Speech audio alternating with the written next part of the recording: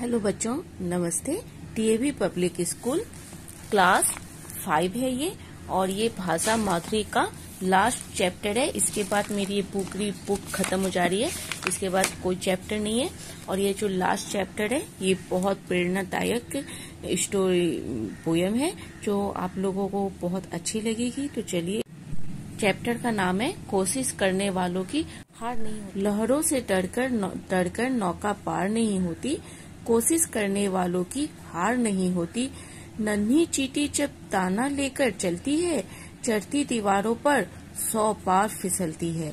मन का विश्वास रगों में साहस भरता है, चढ़कर गिरना गिरकर चटना ना अखरता है। आखिर उसकी मेहनत बेकार नहीं होती, कोशिश करने वालों की हार नहीं होती। इससे रिलेटेड यहाँ पे आपका वो चित्र भी दिया है, वो भी आप देख सकते हैं। टुपकियां सिंधु में गोताखोर लगाता है, जाकर खाली हाथ लौट आता है। मिलते न सहज ही मोती गहरे पानी में, बढ़ता तू न उत्साह इसी हैरानी में। मुट्ठी उसकी खाली हर बार नहीं होती, कोशिश करने वालों की हार नहीं होती। असफलता एक चुनौती है, स्वीकार करो। क्या कमी रह गई देखो और सुधार करो। जब तक न सफल हो नींद चैन को त्यागो तुम, संघर्षों का मैदान छोड़कर मत भागो तुम। कुछ किए बिना ही जय जयकार नहीं होती, कोशिश करने वालों की कभी हार नहीं होती। और इस प्यारी सी पोयम को लिखने वाले हैं सोहन लाल द्विवेदी जी। तो इससे रिलेटेड आप शब्दार्थ भी देख लीजिए। सिंधु को मतलब समुद्र को सिंधु भी कहते हैं। संघर्ष मतलब अभ्यास करना, प्रयत्नशील रहना, युद्धस्थ रहना, लगातार प्रयास करते रहना, प्रयत्नशील बने रहना अपने जीवन में। तो इससे रिलेटेड आपको बता दें, जैसे कि इसमें है, लहरों से डरकर नौका पार नहीं होती। पहले ही अगर नाविक लहरों से, समुद्र की भयानक ऊंची ऊंची लहरों को अगर देखकर वो पहले ही अगर डर जाएगा, तो फिर वो क्या नौका पार करेगा। तो लहरों से डरकर नौका पार नहीं होती, और कोशिश करने वालों की हार नहीं होती। तो फिर जो कोशिश करते हैं, जो लगातार प्रयत्नशील रहते हैं, उनकी कभी हार नहीं होती। नन्ही चींटी जब ताना लेकर चढ़ती है दीवार पर, 100 बार फिसलती है। आपने जरूर अपनी लाइफ में कभी ना कभी आप लोग देखे होंगे, या नहीं देखे हैं तो जरूर चींटी को, जब चींटी ज्यादातर बारिश के टाइम पर या ऐसे भी उस घर में या बाहर में गार्डन वगैरह में आपको दिख ही जाएगी कि वो एक कतार में चलती है, या फिर खाने का कोई टुकड़ा हो, चावल का कोई टुकड़ा हो, चीनी का कोई टुकड़ा हो, तो वो उसके वजन से, उसके आकार से भी काफी बड़ी होती है, वो उसे मुंह में दबाकर दीवार पर चटने की कोशिश करती है। और वो उसके मतलब वो जो भी खाने का टुकड़ा वो मुंह में दबाकर चढ़ती है, वो उसकी वजन से भी भारी होता है और उसके आकार से भी कभी कभी भारी बड़ा होता है। फिर भी वो उसे दबाकर मुंह में चटने की कोशिश करती है, और बार बार उस भार की वजह से वो बार बार दीवार पर से फिसल कर नीचे गिरती है, और टुकड़ा नीचे गिरती है, पर वो हारती नहीं। करीब 100 बार, 200 बार, 10 बार, मतलब इतनी बार कि वो बार बार चढ़ती है, बार बार गिरती है, बार बार चढ़ती है, बार बार गिरती है, फिर भी वो कभी हार नहीं मानती। क्योंकि हर बार गिरने से उसे आइडिया मिलता ही रहता है कि मेरी अब कहाँ कमी रहेगी, कि मैं ऊपर तक नहीं लेगी। तो उसको हर बार आइडिया रहता है कि मेरी कितनी कमी रह गई, और फिर अगली बार फिर जब वो चढ़ती है, उससे डबल उत्साह और डबल मेहनत के साथ वो चढ़ती है, फिर गिरती है, फिर उससे डबल मेहनत के साथ चढ़ती है, और आखिरकार एक टाइम ऐसा आता है कि वो पूरी दीवार पार करके वो अपने पील तक उस खाने के टुकड़े को ले जाकर पहुंच जाती है। यही चीज होता है कि अगर आप लोग भी लाइफ में कभी कोई एग्जामिनेशन दे, और उस एग्जामिनेशन में अगर आप लोग फेल हो जाएं या हार जाएं, तो आप लोग हार मत मानिए, बार बार एग्जामिनेशन दीजिए। एग्जामिनेशन बार बार अगर आप देंगे, तो उससे बार बार देते रहने से आपको पता चलेगा कि आपकी कितनी कमी रह गई, आपने कितनी तैयारी की थी, कितनी तैयारी नहीं की थी, कहाँ कमी रह गई। तो आप हर बार के प्रयास में आप उस कमी को भरते रहेंगे, उस कमी को पूरा करके फिर दोबारा फिर चढ़ेंगे, तो एक फिर से आप प्रयास करेंगे, तो एक टाइम आप ऐसा आएगा कि आप उस सफलता, उस एग्जामिनेशन में आप जरूर 100% सफल होंगे और आप जो पाना चाहते हैं अपनी लाइफ में वो जरूर पाएंगे। तो ये चीज, ये सीख हमें मिलती है चींटी से। और दूसरी सीख मिलती है एक नाविक से, जो कभी भी समुद्र की लहरों से डरते नहीं है, बल्कि बार बार जाते हैं। और वो एक बार ऐसा टाइम आता है कि वो समुद्र पे अपनी हिम्मत से जाते हैं और नौका को पार करा देते हैं और समुद्र पार कर लेते हैं। दूसरी सीख मिलती है, जो समुद्र में गोताखोर मोती खोजने के लिए समुद्र में डुबकी लगाता है, लेकिन समुद्र की गहराइयों से वो कभी भी घबराता नहीं है, डरता नहीं है और वो वहां वापस नहीं आता है, बार बार जाता है। लेकिन समुद्र की इतनी गहराई है कि उस गहराई में उतरना और ना मोती वहां से लाना बहुत चुनौतीपूर्ण साहस होता है, लेकिन वो उस चुनौती से डरता नहीं है और हर बार फिर बाहर निकलता है, लंबी सांस लेता है, फिर दोबारा जाता है। और एक बार ऐसा आता है कि वो उसे समझ में आ जाता है कि मुझे उस गहराई में उतरने के लिए कितनी लंबी गहरी सांस की जरूरत है, कितना मेहनत की जरूरत है। और वो एक टाइम ऐसा आता है कि वो पूरी तैयारी के साथ अंदर जाता है और फिर उसकी मुट्ठी हर बार खाली नहीं होती। एक टाइम ऐसा आता है कि उसके मुट्ठी में मोती सहसी आ जाती है। तो ये 3 सीख हमें लाइफ में लेनी चाहिए। हर इन छोटी चीजों से हमें लाइफ में अपने सीख लेनी चाहिए। तीसरी जो है कि गोताखोर वाला हो गया, फिर असफलता चुनो है।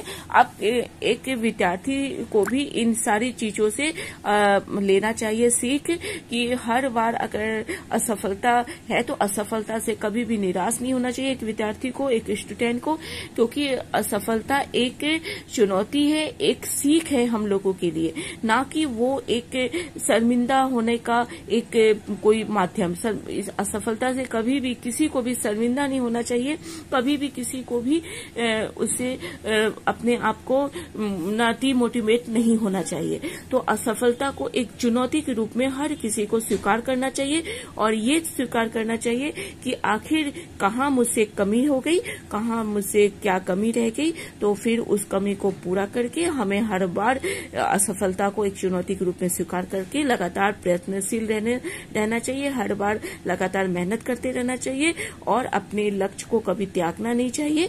और बल्कि लक्ष्य को, जब तक आप लक्ष्य को प्राप्त ना कर ले तब तक आप प्रयत्नशील रहें और उस प्रयत्न के लिए आप अपना नींद त्याग, खाना पीना, मतलब सबको आप एक साइड में रखिए, जितनी जरूरत हो बस उस अनुसार से ही आप सारे काम को कीजिए और एक्स्ट्रा से भी ज्यादा समय आप अपने लक्ष्य को प्राप्त करने के लिए लगाइए। तो जो नींद को नहीं त्याग सकता, जो अपने सुख चैन को नहीं त्याग सकता, वो क्या सफल होगा। तो सफलता जब तक आपको ना मिल जाए तब तक आप चैन की नींद मत सोइए और आप कोई भी इंजॉयफुल कोई भी मोमेंट को इतना इंजॉय तब तक मत कीजिए जब तक आप सफल नहीं हो जाइए।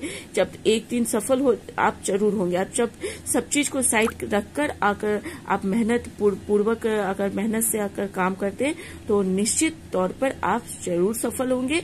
और जितने भी लोग हमें जीवन में दिखते हैं, जिनकी बहुत नेम फेम मिलती है, जिनकी बहुत जय जयकार होती है, जिनका बहुत फॉलोअर्स है, तो उन्हें ऐसे ही नहीं सफलता मिल गई। उस सफलता के पीछे की स्टोरी को जानने की आप लोग कोशिश की कि वो अपनी लाइफ में कितनी मेहनत किए होंगे, कितने संघर्ष स्ट्रगल किए होंगे, तब जाकर आज वो इतने बड़े मुकाम पर पहुंचे हैं जो पूरी दुनिया उनकी जय जयकार करती है, पूरी दुनिया उनके इशारों पर चलती है, उनको फॉलो करती है, उनको जय जयकार पूरी दुनिया की तरफ से मिलती है। तो उस सफलता के पीछे की संघर्ष को आप लोग पहचानिए और आप लोग भी अपने जीवन में उसी संघर्ष को उतारिए और आप अपने लक्ष्य में सफल होइए और आगे बढ़िए। बस यही कहना चाहती है ये पूरी कविता में सोहन लाल द्विवेदी जी की कोशिश करने वालों की कभी हार नहीं होती और कोशिश करने वालों की कभी हार नहीं होती, कुछ किए बिना ही जय-जयकार नहीं होती। तो इस तरीके से आप समझ गए होंगे इस स्टोरी को बहुत अच्छी तरीके से।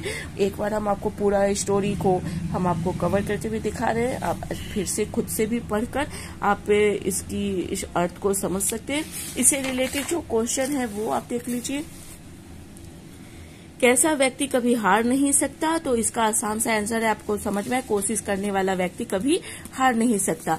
नन्ही चींटी से मनुष्य को क्या सीखना चाहिए? नन्ही चींटी से मनुष्य को सीखना चाहिए कि असफलता से कभी निराश नहीं होना चाहिए, असफलता को चुनौती समझकर स्वीकार करना चाहिए। ये हमें सीखना चाहिए नन्ही चींटी से। सफलता प्राप्त करने के लिए क्या आवश्यक है? सफलता प्राप्त करने के लिए नींद चैन को त्यागना आवश्यक है ना। सफलता प्राप्त करने के लिए नींद चैन को त्यागना आवश्यक है। ये हो गया आपका तीसरे का क्वेश्चन, गोताखोर कब सफल होता है।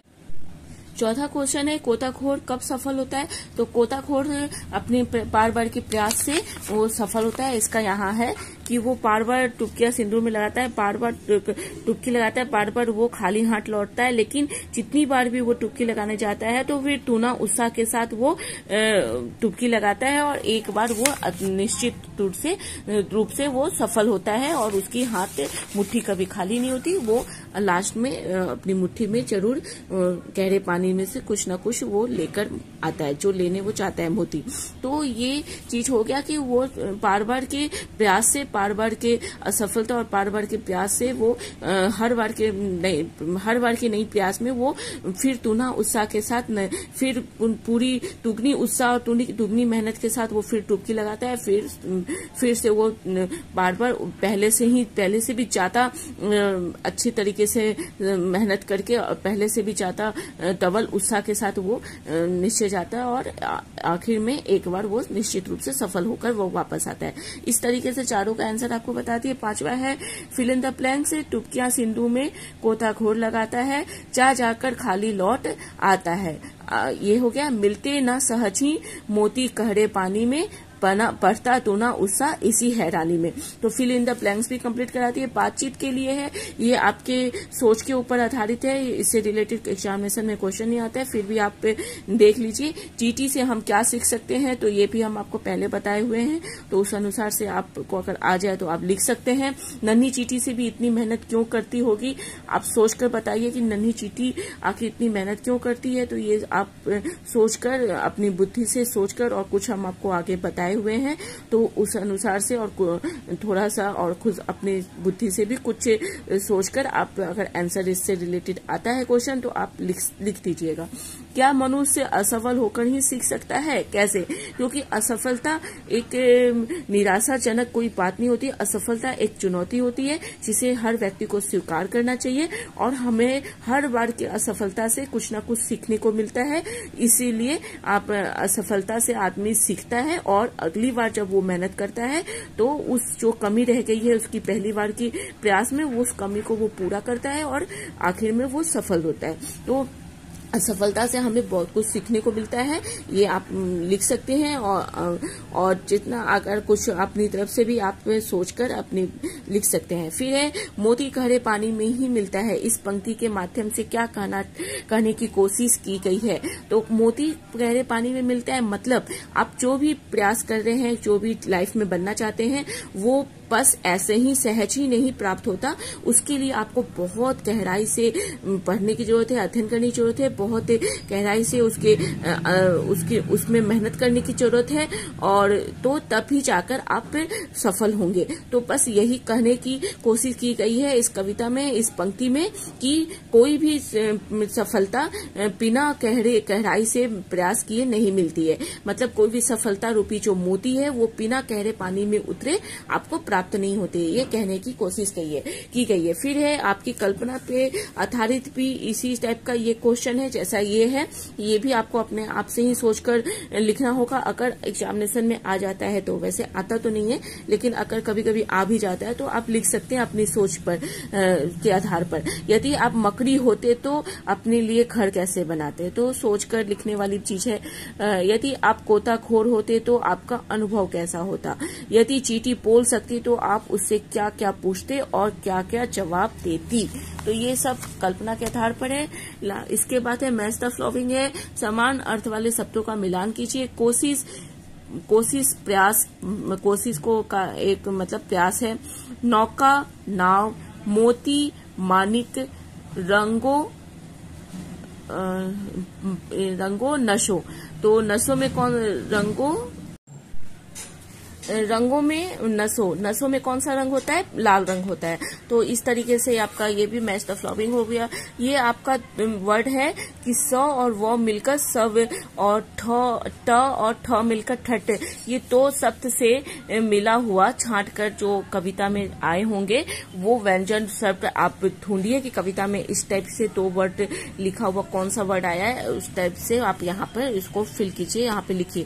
फिर चार चार शब्द आप लिखिए। संज्ञा का कविता में खोजिए, संख्या क्या है, सर्वनाम क्या है, क्रिया क्या है, विशेषण क्या है, उनके शब्द ढूंढिए और जो संज्ञा में आता है उसे संज्ञा में लिखिए, सर्वनाम को सर्वनाम में लिखिए, क्रिया को और विशेषण को उस जगह लिखिए। तो संज्ञा जैसे आपका हो गया, जैसे ये वो रवि का मकान है तो रवि आपका संज्ञा हो गया। किसका मकान है, तो रवि का मकान। किसके बारे में, मकान के बारे में कहा, मकान आपका सर्वनाम हो गया। और ये चार चार शब्द आपको लिखना है संज्ञा, सर्वनाम, क्रिया और विशेषण में। जो हम आपको लिख दिए आप देख लीजिए। जैसे संज्ञा में किसी का भी नाम हो गया, सर्वनाम में नाम की जगह जो हम लोग वर्ड यूज करते हैं वो हो गया। क्रिया मेन जो काम किया जा रहा है कि किसी भी रूप में हो सकता है, खाना पीना, चलना सोना, उठना बैठना, ये क्रिया हो गया। किसी की विशेषता बताना, वो किसी की विशेषता बताना विशेषण कहलाता है। आगे है जीवन मूल्य से रिलेटेड क्वेश्चन जो कभी कभी एग्जामिनेशन में आ जाता है, वो भी देख लीजिए। कविता में कहा गया है कि असफलताओं को चुनौती की तरह स्वीकार करना चाहिए। इससे आपको क्या लाभ होगा, तो वो आप सोचकर अपनी बुद्धि से इसका आंसर दीजिएगा। दूसरा है आप अपनी किस असफलता को चुनौती की तरह स्वीकार करेंगे, इस तरीका का भी आएगा तो आप इस पर भी अपनी सोचकर इसका आंसर दे सकते हैं। तीसरा है ऐसा करने से आपको क्या लाभ होगा, तो ये भी आपकी सोच पर आधारित आंसर होगा। तीसरा है, उसके बाद आगे है आपके कुछ करने के लिए है। पहला, ऐसा ही कोई अन्य प्रेरणा देने वाली, यदि आपको कोई कविता याद है तो उसे क्लास में सुनाने के लिए कहा जा सकता है, तो आप सोच के रखिएगा, सुना दीजिएगा। दूसरा है अंगूठे या उंगलियों के निशान, काला पेन आदि से की सहायता से कुछ चींटियां आप इस बॉक्स में बनाइए।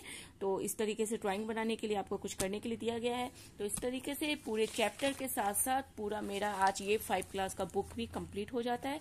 तो आप लोग मेरे चैनल को सब्सक्राइब करके मेरे इस क्लास को ज्वाइन कर लीजिएगा।